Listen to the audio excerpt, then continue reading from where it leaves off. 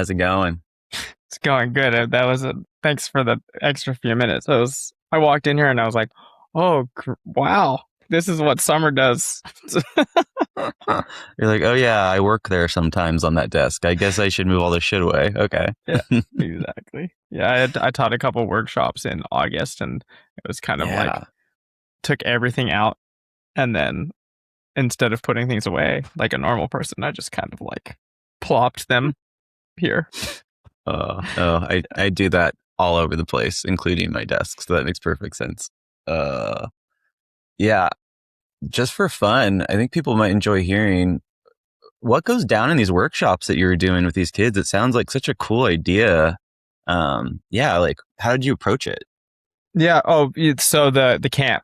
The Yeah, is that different than what yeah. you're talking about? Yeah, I mean, Okay. yes, but so the camps I this year, in the past I've done it myself, but this year I worked with an organization here in Sonoma County called Weaving Earth, the Center for Hmm. Relational Education, which is where I came up through. I've done their Oh, adult cool. trainings, um, and it's weekday summer camp for what I was doing this year, for kids like 4 till about 11 or 12, Wow. split up into like small cohorts. And we spend the whole week, um, like deep diving into, uh, like the skills of being out on the landscape. And it's really focused on, the kind of pedagogical approaches. Hmm. Um, Connection always builds curiosity, and information tends to shut down curiosity. So when Hmm. there isn't connection first, and so we Hmm. really, the pedagogical approach is really to focus on like how do you build a deep sense of interwovenness with place Hmm. without like scientific names and all of these kinds of like stuff you might do in a biology class or in a like even like a place-based ecology class, but really like getting their carving and tracking animals and look, we'll do sort of like ally work. So we'll, in some magical fashion, have Hmm. each kid pick a being from some part of whatever part of the sort of world we're focusing on that day that actually lives on the land there, and we do it on this huge farm and mill Hmm. out in West Sonoma County. So it's pretty massive. We go on these long treks, um, and just spend the whole day watching and looking and waiting to encounter it, you know, Hmm. um, and building this sense of anticipation and curiosity and like, um, and wonder when then the being shows up. And, my son did the camp this year and he wasn't in my group, which is always a good move when you're teaching. And one day they were doing tree allies, and so every kid in the group got a tree that they were invited to spend time looking out Hmm. for and then engaging with and figuring out who they are in the ecology and what they're doing. And he got the manzanita tree, these Hmm. epic scraggly red um, trees, and um, he's been the most nature resistant of my kids. And Hmm. he came back at the end of that day. I asked him like, "Who's your tree ally?" Because I kind of knew what his group was up to, and he was like, "I don't really know. I don't remember." And then Hmm. over the next couple days, he I just didn't ask again because I wanted to see what would happen. And he was like, "Oh, Manzanita's my tree ally," and I saw Hmm. them today. Hmm. And then at the end of camp, we went. We he did 2 weeks of camp because I worked both weeks, and he we went up to the family cabin in the foothills of the Sierra, and there's a manzanita outside. Like the whole kind of way up is got manzanitas on both sides of the highway, and every single manzanita, he's like, oh, there's the manzanita, there's my tree ally. Like, and Interesting. we get out of the car, and there's this beautiful old manzanita in front of the cabin, and he jumps out of the car and goes and just climbs into the manzanita Hmm. and is like, "This is my tree ally." And no wonder Wow. this is our family's cabin because this manzanita's Hmm. here. And now everywhere we go that he sees a manzanita, he's like, I'm supposed to be here. We were Wow. supposed to come here because this being is here and I'm meant to engage with them. And like vocalizing doesn't, Yeah. obviously he's my kid, so he's a little bit weird, but like this is, it was an amazing reflection on what is really happening, right? Because there's that nascent seed of an animist relationship with a Uh-huh. plant being that over time now, as he continues to cultivate that, will just grow and grow and grow. So it's pretty incredible. It's the first time I've had besides myself going through Waymir's programs, to like have my kid in their program to Yeah. really see, oh, like what's happening really works. It does Hmm. something really incredible. And it was really meaningful and powerful to be there and to like be knowing that all these kids are going through these kinds of experiences together. I Yeah. love that. I love everything about that, but I like in particular how your son's tapping into synchronicity, probably without knowing what that means. Yes. Oh yeah, with It's kind of no interesting. concept. But yeah, he's Hmm. on this sync storm with the manzanita tree, and it's been coming Exactly. up over and over and over again. And what I'm really moved by just sitting here talking to you, because I haven't really fleshed this out, is I have all these synchronicities with manzanita from Oh my wow. life that Hmm. now are getting like Transferred. activated and Yeah. transferred, and we're creating this sort of family field of relational ecology with the manzanita tree. Um, Hmm. that is really potent. Like when I really allow, like, oh, the amount of wisdom teaching I've received from that tree over the Yeah. years, Hmm. and how what ways it showed up for me, and Hmm. we were pregnant with Rowan when we got married, and we got married in a Catholic church in a Catholic Hmm. mass, and we brought um these huge manzanita like almost whole trees into the Huh. church and put them Interesting. on the altar Yeah. with us. And I ended up making my first rune set out of the wood from those trees Whoa. That's later. cool. But um, which is the only rune set that's stuck around. I've made other ones when I was like working with Hmm. the ash tree and stuff, and they've all been whisked away by whoever steals my stuff. But the manzanita one is still sticks around hard. But Dude. yeah, so he's been woven with these trees for so much longer Hmm. than this week, and he's just waking Yeah. up to it, which is really cool, and I'm Wow. loving it. That's potent. That's super cool. I love that. Ah, well, that's a great little intro. And then you said you've been doing workshops. Is that unrelated to that, what you just described? Mm-hmm. Yeah, I What mean, have those been? unrelated in the sense of that I'm doing them for different age range. So I Yeah. decided at some point in the last about year that I really wanted to get back out in person with people in the in the Hmm. more magical training context. Yeah. We're doing these big storytelling events and we're being with people in ritual and ceremony and story and song every 8 weeks here.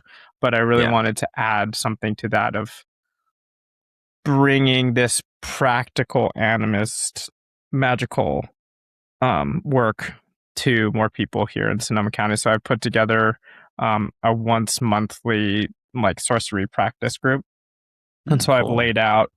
Um, I have 6 months right now, and it's going to continue hopefully. Hmm.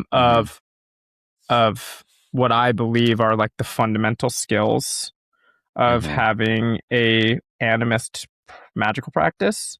Yeah.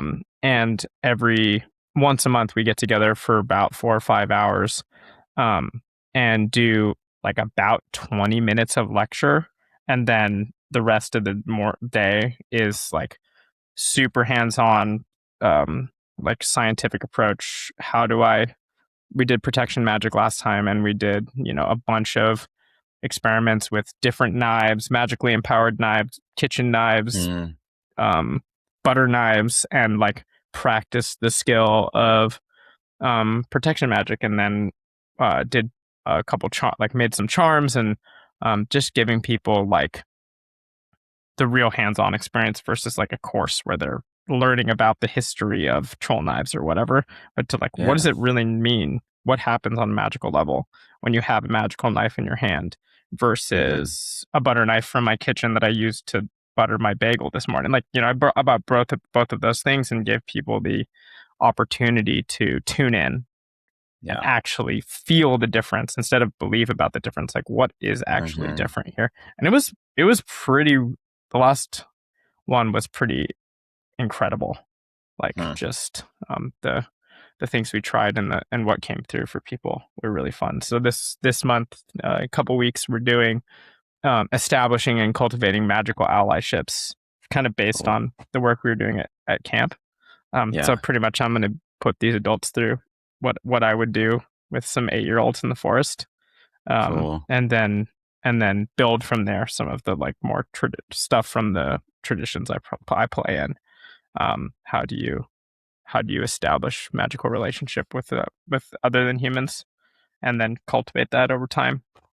Yeah. Have you been advertising this? I don't think I'm aware of this. No, it's my little secret. It's the little secret Okay. project. So slide into I your mean, DMs if yeah. somebody's interested. Is what If is the someone is answer? interested in Okay. that, yeah, DM me, because I mean, I want the people who want to be there and who it's going to serve Yeah. to be. And it's Yeah. been the way I've been rolling it is like folks who have come and done workshops with me, they got the Mm-hmm. first email That blast makes about sense. it, and then I'm Cool. slowly kind of trying to see, you know, who wants to be there, and what really is effective to have people Nice. doing. Cool. Yeah, and it's going to kind of lead up. We're going to do a weekend workshop in October that's going to get Nice. launched. We're going to launch the media package for it probably today, later today. Me and Cool. Eric Olson and Carrie Oh, Stetler are going to nice. do a Yeah. trolldom weekend at his homestead there in Oh, October. cool. It's going to be Awesome. it's going to be deep. It's going to be awesome. That is rad. I love Yeah. it.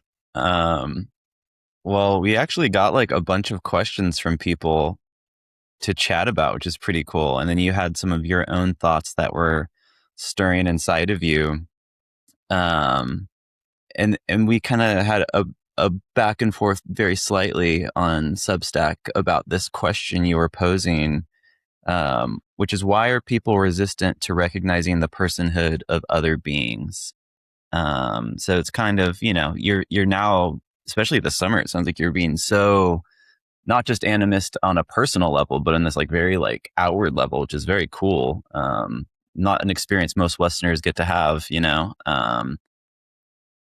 and so I could see why that would be on your mind. You're like, wait a minute, I went to the store and realized everybody else here isn't an animist. You know what I mean? Which is weird. Yeah. But your thought process in specific was kind of leaning into this like uncanny valley view. Mm, So why don't you lay that out, and I'll tell you kind of yeah. like some of my thoughts too. But yeah. Cool. Yeah. Yeah. Well, it was 3 a.m. and I was bouncing Willa, and I was listening to Timothy Morton has this lecture Mm, series on romanticism, um, from when they were at UC Davis, that I re-listen to every year before I teach my classes, just to kind of mm-hmm, get myself back into some of the material. And I was listening to the lecture on the Rime of the Ancient Mariner, which, as you know, like I've been working on this piece of writing about the Rime of the Ancient Mariner for like months and months and months now. yeah. Um, and one of the things that Morton references in that is the idea of of the undead, like not the dead, not the alive, not the inanimate, but the undead, Hmm. and how Hmm. um, in that Hmm. poem, one of the things that happens, spoiler alert, sorry guys, that is that they're on this ship, and the mariners on the ship, and at some point, the mariners looking out at the whole crew, and they all drop dead simultaneously. Hmm. And the mariner watches their spirits rise out of them. Um, it's, they could be angels, they could be their souls. It's very poetic, and there's lots of possibility. But in the sort of swoon that comes on him, because they're all dead and they're all looking, their dead eyes are looking at him in Hmm. judgment, because the experience the mariner's having is he killed the albatross and damned them all um, to this experience. There's a lot going on, and at some point, all of the bodies reanimate Hmm. and begin to sail the ship, Hmm. but not as like volitionary human Hmm. beings, but as like undead automatons. All they Hmm. can do is sail the ship. Hmm. And the mariner is there in this weird half-life space, participating in this mechanical um, human experience, and you can see the sort of critique of industrialism and the factory and and the mechanization of nature and humanity. All of that's Hmm. in there. But one of the questions that gets asked in that lecture, and that I've asked in my class, is why is a automaton human so frightening? There's something Hmm. so horrific about that section of the poem, and part of what's Hmm. scary is watching something that's both human and not human uh, Hmm. machine move like that. It's this kind of android weird thing. Hmm. Um, and and so in the lecture series, it's connected to this idea of the uncanny valley, right? So that's as Hmm. something that is not human, quote unquote, approaches human Hmm. in our recognition experience of it, right? Like, because I'm really going to continue to push on this, like, categories and beliefs don't really matter, but experience does, Hmm. So, like, in our experience of something as it pushes towards human, we have Hmm. this uncomfortable, like, sickening, sublime experience. Hmm. And um, that is what's happening in the poem. And so, something I've been curious about is, from someone who's been indoctrinated into this perspective of a mechanized world. I was gonna wait a sec. Um, are we having something similar to that when we get asked to re-experience or believe that things around us have a certain type of personhood? Yeah. Does the acknowledgement of the personhood of the tiger bring Hmm. up this uncanny valley horror experience, not thought, like the actual, like, ugh, thing that's happening, um similarly to the way in which, if someone has dehumanized other human beings, depending on Hmm. race, class, religion, when they're asked to experience or realize that or believe that being as a human person, Hmm. the way that brings up so much rage and pushback, and like castellating back into the belief system. Um, so this is just something I was musing about at 3 a.m, and I Hmm. thought that I would, like, just throw it out there into the limitless void of Substack. And and what I found is nobody engaged me in the question at the level of the question. Hmm. I got a lot of, man.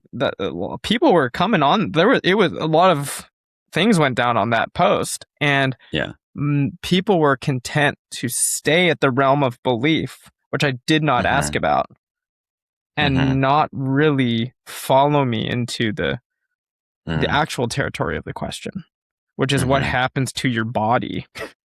Hmm. You know, Yeah. what happens to us as experiencers, not as theorizers, Hmm. which makes a lot of sense, because folks are, mm, we've been trained to think at that meta level and not Hmm. really pursue the phenomenological um, Yeah. experience. So I'm interested in the mouth feel. of the experience Mm-hmm. of personhood. Yeah. Um, at Yeah. this phase in my life. Oh, for sure, which I think's great. Yeah, just my initial thoughts are in some ways it makes me think of something I've uh, often thought about. I love horror films, horror novels. I enjoy them. Some of my best friends do too, and they are totally not into animism or spirituality at all, and it's something we share. But it's funny because what is scary evolves over time for me, because what I've realized is so much of what's in a horror movie, you have those rare exceptions where somebody really interesting makes a horror movie that's not just talking about social issues interesting, but like is tapping into something next level on a spiritual level interesting. And what I find is that horror seems to largely be talking about a lot of animistic experiences, but through the lens of people who are afraid to acknowledge that reality as something we can and should be connected to. And so Mm-hmm. it's pushing it away. It's pushing it away. It's, this is bad. This is scary. Why is this in my house? And so it always goes into this negative plot that is connected to it. You rarely have a movie where there's a ghost and it's just like, oh, cool. We need to figure out what the ghost is saying because isn't that weird? Like, Mm-hmm. you know, and to me, that's sort of that uncanny valley element, like animistic experience is inherently scary to a Western mind. Even Yeah. if nothing scary is happening inherently, just Yeah. the fact that it could be around you is scary. And I Mm-hmm. wonder if that's something that we all, as Westerners, are born into a animistic reality that we get enough of a taste of to then be indoctrinated away from it.